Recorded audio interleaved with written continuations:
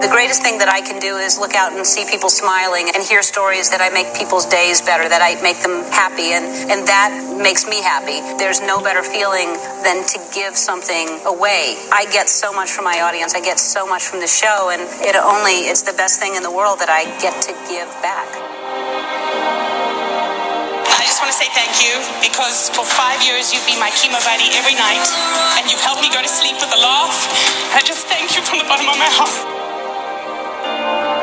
So as she continues to give love and hope to these people, she receives love and hope for herself, and helping to begin to restructure and redesign the kind of life that she wants. How you doing? Oh, I love you. I love you too. I've learned that you have to give back, and I think most people get into this business to become famous and to become rich and successful, and then hopefully you grow as a human being and you gain a little depth and perspective, and you realize that it's more gratifying to give back and to help people and to, just to be a positive influence than to just be successful. My girlfriend had just been killed in a car accident, and I just didn't understand life. So I thought, what if we could just pick up the phone and call up God and ask these questions that we don't understand, what that conversation would be like. And I started writing, and what poured out of me was an imaginary conversation with God, which was one-sided. And I finished writing it, and I looked at it, and I said to myself, and I hadn't even been doing stand-up ever. There was no club in town. I said, I'm going to do this on The Tonight Show with Johnny Carson. At the time, it was The King. And I'm going to be the first woman in the history of the show to be called over to sit down. And several years later, I was the first woman in the history of the show, and only woman in the history of the show, to sit down because of that phone conversation with God that I wrote. You ever do this? You walk up to an elevator, someone's there, they've already pushed the button is lit, you walk up. Obviously didn't push it correctly, I'll have to push it myself. I hope to be in acting. I want to do films, I want to do TV, and definitely expand into an acting career, both dramatic and comic.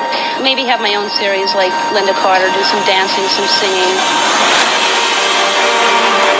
The power of the word. You put that out there and you think about it and things happen.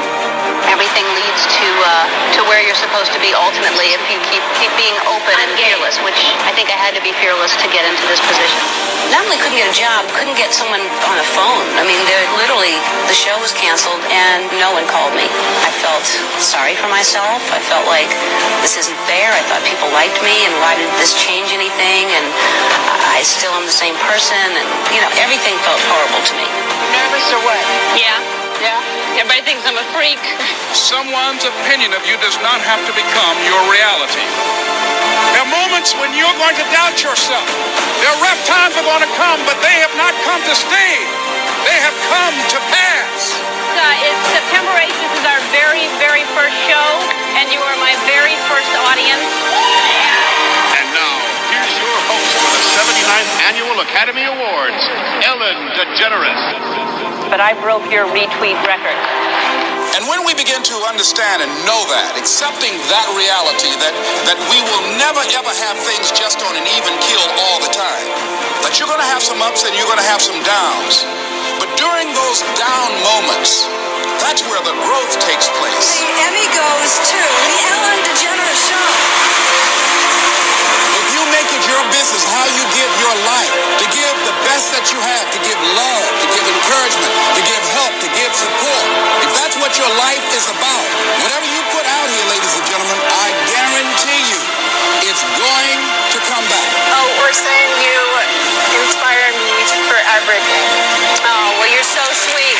For me, changing the world would mean I want to make people nicer to one another. Because it's not enough to give the message, you must also be the message.